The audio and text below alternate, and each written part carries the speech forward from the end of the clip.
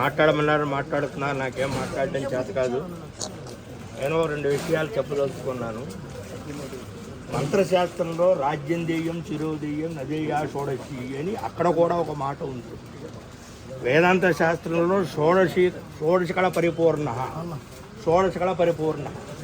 పూర్ణ పురుషుడు ఎవరయ్యా అంటే షోడశకళావంతుడైనటువంటి వాడు పూర్ణ పురుషుడు అని వేదాంత శాస్త్రం కూడా చెప్తూ ఉంది. అటువంటి ఒక షోడశీపద సంజ్ఞమైనటువంటి యజ్ఞాన్ని బ్రహ్మశ్రీ విష్ణుభట్ల జగన్నాథ పౌండ్రీ గారు చేయడం అనేటువంటిది చాలా విశిష్టం. ఇక్కడ దేవీ భాగవతం పురాణం ప్రస్తుతాన్ని నేను చెప్తూ ఉన్నాను. దాంట్లో విశేషాల్లో ఒక విశేషం మాత్రమే చెప్తాను, ఎక్కువ చెప్పాను. ఎందుకంటే మళ్ళీ ఉత్తరక్రియ ఉందంటున్నారు. సమస్తమైనటువంటి వేదస్వరూపం ఆవిడ యొక్క నిర్గుణ రూపం అయితే, అమ్మవారి సగుణ రూపం యజ్ఞ మొదలైనటువంటి క్రియ అంతా కూడా ఆవిడ సగుణ రూపం. అమ్మ సగుణ రూపంగా ప్రతి చోట ప్రతి వ్యక్తి చోట్ల కూడా ఆవిడ వ్యక్తం అవుతూ ఉంటుంది.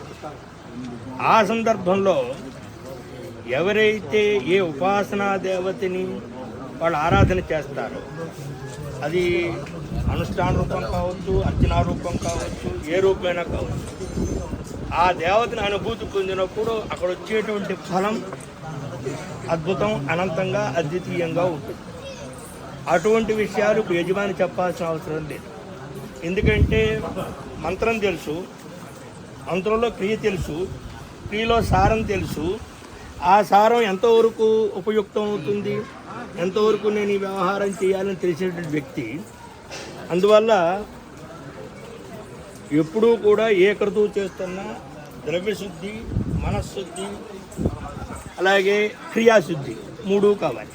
మూడిట్లో ద్రవ్యశుద్ధి చాలా ముఖ్యమైనది. ధనం ఎప్పుడూ కూడా అన్యాయార్జితం కానీ, అసందర్భంగా కానీ, మ్లేచ్ఛ సంబంధమైన ధనం ఏర్పడినప్పుడు ఆ క్రియ ఆ అర్థంతో ఉన్న క్రియ శోభాయమానంగా ఉండదు, శోభగా ఉండదు.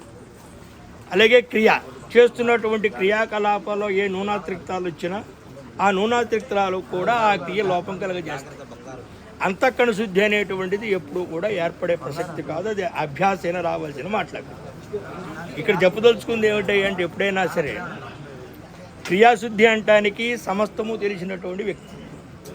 న్యూనాతిరిక్తాలైనా కలియుగం కాబట్టి కొంచెం సర్దుకోవచ్చు. ద్రవ్యం అంటారా, ఇవాళ ఇందాక ఆయన చెప్పినట్టు ద్రవ్యం ఇతరుల్ని ఆశ్రయించి ఉంది. ఇతరులను ఆశ్రయించింది కాబట్టి ఇది యుగధర్మం. యుగధర్మంలో ఆ తీసుకునే ద్రవ్యాన్ని కాస్త అటు బ్రాహ్మణ చేమిగా తీసుకుంటే అది బ్రాహ్మణ హస్తగతం అవుతుంది. ఇక అంత తప్ప అంతకుమించి చేయవలసిన ప్రసక్తి లేదు. అంతఃకరణ శుద్ధి ఏమిటంటే మనం చేసిన క్రతువు మనకి ఎంతవరకు అది మనకు అనుభూతినిచ్చింది. మాండూక్యోపనిషత్తు సర్వేషాం కర్మణాం అవసాన ఫలం కిం ఇత్యుక్తే వేదాంత శ్రవణేచ్ఛా జననమేవా.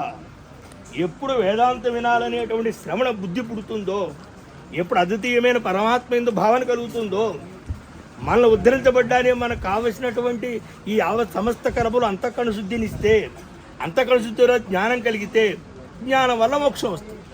అందువల్ల ఈ కర్మలన్నీ ఏమిటయ్యా అంటే మన అంతఃకరణ శుద్ధి కోసం. అంతఃకరణ శుద్ధి వల్ల జ్ఞానం. ఈ అంతఃకరణ శుద్ధి లేని కర్మలు ఏం చేస్తాయండి అని విపరీత ఫలితాన్ని ఇస్తాయి అని కూడా చెప్పారు. అది వాళ్ళ మన లోకంలో అనుశ్చితంగా చూస్తున్నాం. విపరీత ఫలం ఎలా ఇస్తున్నాయి ఈ కర్మలన్నీ. ఎంత చేస్తున్నారు, ఎందుకు సౌమనస్యం రావట్లేదు, ఎంత చేస్తున్నా ఎందుకు దుర్భాషలే మాట్లాడుతున్నాం, ఎంత చేస్తుందో పౌరుషమైన మాటలు మాట్లాడుతున్నాము అంటే మనం చేస్తుంటే అంతఃకరణ శుద్ధి కలిగే విధంగా చేయట్లేదు. అందుకనే ఉపనిషత్తులు కావచ్చు, ఇటు అమ్మవారికి మంత్రశాస్త్రంలో కావచ్చు, అన్ని చోట్ల కూడా ఏం చెప్పారయ్యా అంటే ఏ కర్మైనా ముందు అంతఃకరణ శుద్ధి కోసం. ఈ అంతఃకరణ శుద్ధి ఏర్పడితే ఇది సత్యం చే తపసాచక్యం అన్నాడు భర్తృహరి. సత్యం ఉంటే తపస్సు ఎందుకయ్యా అన్నాడు. అంతఃకరణ శుద్ధి ఉంటే ఈ గొడవంతా లేదు. అందువల్ల మనం ఇవాళ ఆ పరదేవతని, అమ్మా నా జన్మజన్మాంతర పుణ్యం చేసి ఈ క్రతువును ఆచరించగలిగాను, నాకు అంతఃకరణ శుద్ధి కలిగించి నన్ను ఉద్ధరించు అని చెప్పి మనం అందరూ ఒక్కసారి నమస్కారం చేసుకుంటే ఆ పరదేవతానుగ్రహం కలుగుతుంది. ఇంతకంటే ఎక్కువ చెప్పడం భావ్యం కాదు. ఎందుకంటే చాలా ఇప్పుడు కార్యోద్యుక్తులే ఉన్నారు. ఓం